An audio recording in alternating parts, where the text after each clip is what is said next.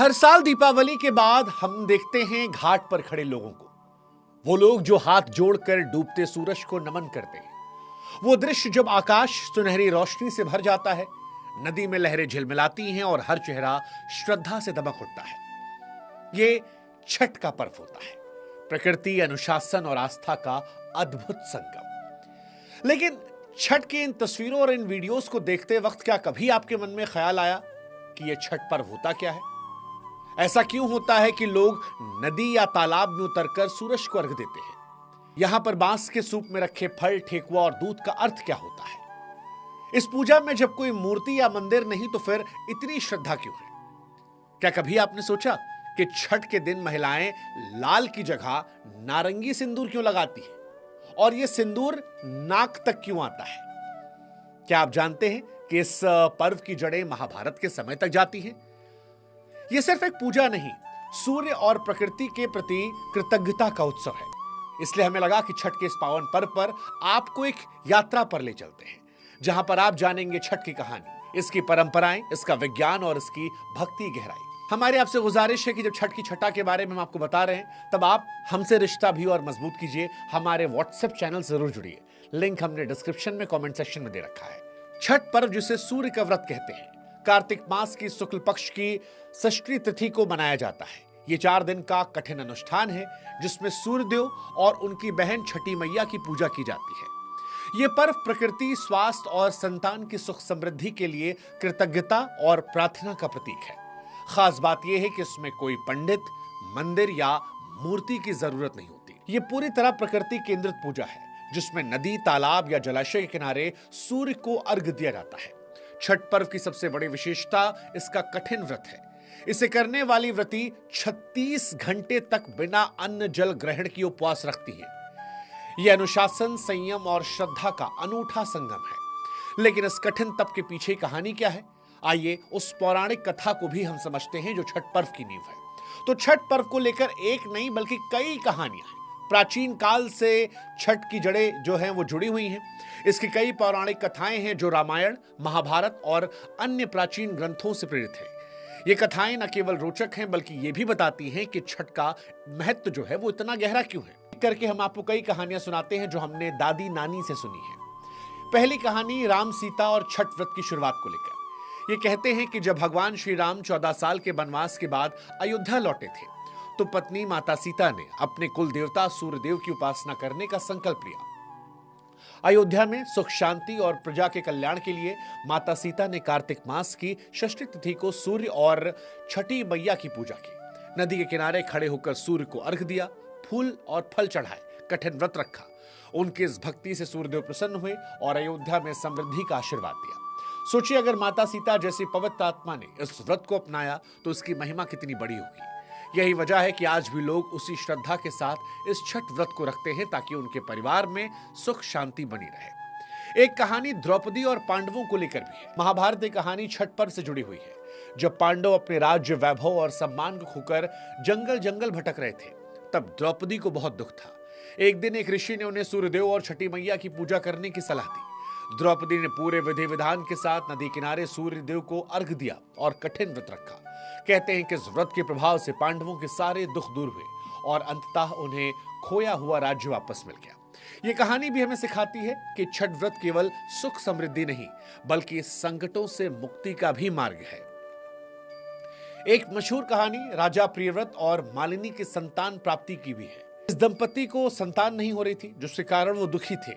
महर्षि कश्यप ने उन्हें सूर्यदेव और छठी मैया की पूजा करने की सलाह दी। मालिनी ने पूरे समर्पण के साथ व्रत रखा, नदी किनारे सूर्य को अर्घ दिया और छठी मैया से प्रार्थना की। उनकी भक्ति से प्रसन्न होकर छठी मैया ने उन्हें पुत्र प्राप्ति का वरदान दिया। लेकिन जब पुत्र का जन्म हुआ तब वो मृत पैदा हुआ। मालिनी की पुकार सुनकर छठी मैया प्रकट हुई और उस शिशु को जीवन दान दिया। ये कथा आज भी उन माता पिता के लिए प्रेरणा है जो संतान सुख की कामना से छठ व्रत रखते हैं। क्या यह चमत्कार नहीं कि एक मां की भक्ति ने मृत बच्चे को भी जीवित कर दिया? अब सवाल आपके मन में जो आएगा वो ये कि क्यों नदी में उतरकर सूर्य को अर्घ देते हैं? छठ में नदियों, तालाबों या जलाशयों में उतरकर सूर्य को अर्घ देने की परंपरा इसलिए है क्योंकि सूर्य को जीवन का स्रोत माना जाता है। सूर्य की किरणें ऊर्जा, स्वास्थ्य और समृद्धि प्रदान करती है। नदी में खड़े होकर अर्घ देना प्रकृति के साथ गहरे जुड़ाव का प्रतीक है। पानी में सूर्य की किरणों का प्रतिबिंब और उसमें खड़े होकर पूजा करना शुद्धता और आत्मिक ऊर्जा को दर्शाता है।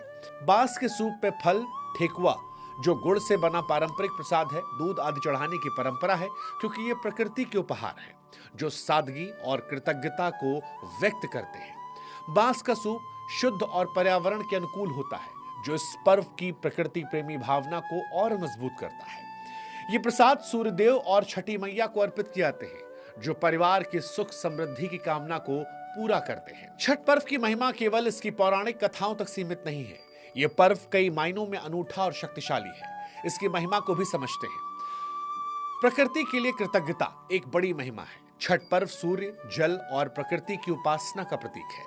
सूर्य को जीवन दाता माना जाता है और इस पर्व में उनकी पूजा करके हम प्रकृति के प्रति अपनी श्रद्धा को व्यक्त करते हैं। संतान और स्वास्थ्य का आशीर्वाद। दरअसल छठी मैया को संतान की रक्षक माना जाता है। इस व्रत को करने से संतान की लंबी उम्र और अच्छा स्वास्थ्य और समृद्धि कामना पूरी होती है। इसके अलावा छठ पर्व में क्योंकि कोई जाति धर्म का भेद नहीं होता, तो सामाजिक समरसता के लिए महत्वपूर्ण है। हर वर्ग के लोग एक साथ नदी किनारे पूजा करते हैं, जिससे सामाजिक एकता बढ़ती है। आध्यात्मिक अनुशासन भी इसका हिस्सा है। 36 घंटे की निर्जला उपवास, स्वच्छता और अनुशासन इस पर्व को आध्यात्मिक रूप से गहरा बनाता है। ये मन और शरीर दोनों को स्वस्थ करता है। अब सवाल है कि छठ मनाया कैसे जाता है। तो छठ पर्व 4 दिनों का अनुष्ठान है, जो इस प्रकार है। पहला दिन नहाए खाए होता है, जहां व्रती अपने घर और शरीर को शुद्ध करते हैं। सादा भोजन का इस्तेमाल करते हैं, जिसमें चावल, दाल, कद्दू की सब्जी खाई जाती है। दूसरा दिन खरना का होता है।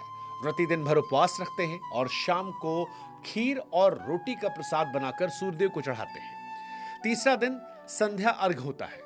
व्रती डूबते सूर्य को अर्घ देती हैं। बांस के सूप में फल, ठेकुआ और अन्य प्रसाद चढ़ाए जाते हैं। और चौथा दिन उषा अर्घ होता है। सुबह उगते सूर्य को अर्घ देकर व्रत को पूरा किया जाता है और उसके बाद व्रती प्रसाद खाकर व्रत तोड़ती है। वैसे छठ का वैज्ञानिक महत्व भी है। सूर्य की किरणें विटामिन डी का स्रोत हैं और सुबह शाम नदी में खड़े होकर सूर्य को अर्घ देने से स्वास्थ्य का भी लाभ होता है। अब वो सवाल जो आपके मन में बार बार आ रहा होगा कि लाल की जगह नारंगी सिंदूर क्यों? क्योंकि आमतौर पर हिंदुस्तान में लाल सिंदूर सुहाग का प्रतीक माना जाता है, लेकिन छठ में कई महिलाएं नारंगी सिंदूर लगाती हैं। इस कारण इस पर्व का सूर्य से गहरा संबंध है। नारंगी रंग दरअसल सूर्य की किरणों, ऊर्जा और उष्णता का प्रतीक है। यह रंग उत्साह, सकारात्मकता और भक्ति को दर्शाता है। छठ में नारंगी सिंदूर लगाना सूर्यदेव के प्रति श्रद्धा और उनकी ऊर्जा के साथ तालमेल का प्रतीक माना जाता है। यह परंपरा क्षेत्रीय और सांस्कृतिक विविधताओं पर भी निर्भर करती है, लेकिन इसका मूल उद्देश्य सूर्य की शक्ति के प्रति आभार व्यक्त करना और अपनी भक्ति को दर्शाना होता है।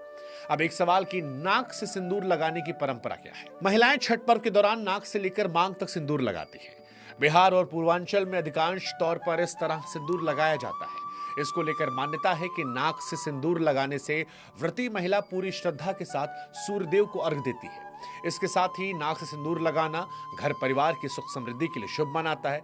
यह भी मान्यता है कि सिंदूर जितना लंबा होगा, पति की उम्र उतनी ज्यादा लंबी होगी और घर परिवार में खुशहाली आएगी। नाक तक सिंदूर लगाना व्रती की भक्ति, समर्पण और परिवार के प्रति उनकी जिम्मेदारी को दर्शाता है। यह सामाजिक और सांस्कृतिक रूप से भी महत्वपूर्ण है, क्योंकि ये विवाहित महिलाओं के बीच एकता और परंपरा को मजबूत करता है। कुछ और जानकारियां आज छठ से जुड़ी हम आपको दे देते हैं, जैसे ठेकुए का महत्व। ठेकुआ एक विशेष मिठाई है जो गेहूं के आटे और गुड़ से बनती है और इसे प्रसाद के रूप में चढ़ाया जाता है। यह छठ का प्रतीक है। बांस का सूप। पूजा में बांस के सूप का उपयोग होता है, जो पर्यावरण के प्रति सम्मान को दर्शाता है। लोकगीतों की मधुरता।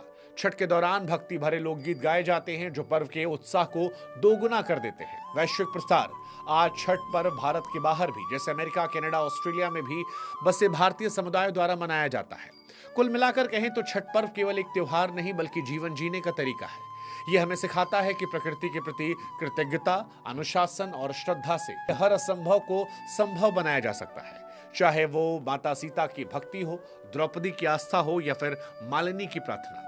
छठ की हर कहानी हमें विश्वास और समर्पण की शक्ति बताती है। तो अगली बार जब आप नदी किनारे सूर्य को अर्घ देते हुए लोगों को देखें, तो समझ जाइए ये केवल पूजा नहीं बल्कि जीवन, प्रकृति और परिवार के लिए गहरा समर्पण है। छठ पर्व की ये कहानी और इसकी महिमा हमें याद दिलाती है कि सूर्य की किरणों की तरह आस्था भी हर अंधेरे की रोशनी से भर सकती है। आइए साथ मिलकर कहें छठी मैया और सूर्य देव की जय, और आप सभी को छठ पर्व की शुभकामनाएं।